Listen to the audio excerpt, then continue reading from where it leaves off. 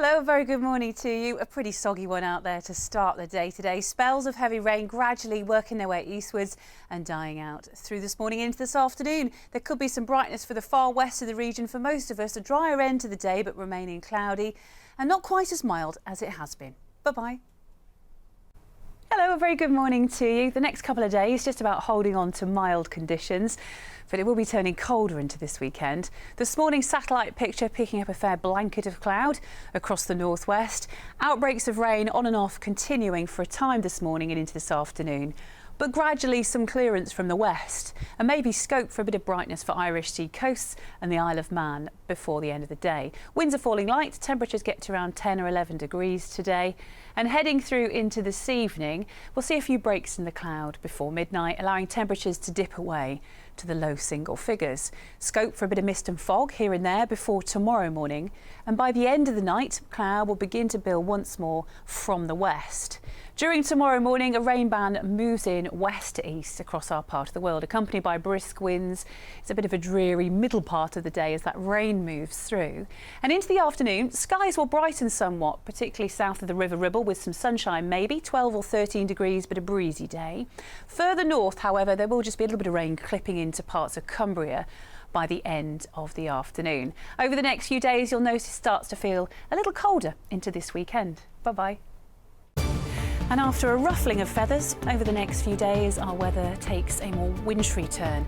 I'll have all the details later on in the programme.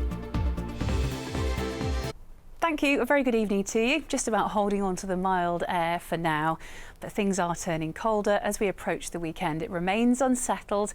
Any showers up on higher ground through Friday into Saturday could have a bit of a wintry mix as the colder air returns, and a powerful jet stream for the time being and into next week as well continues to act as a conveyor belt, introducing low pressure system after low pressure system across the country, which means it remains unsettled for the foreseeable future.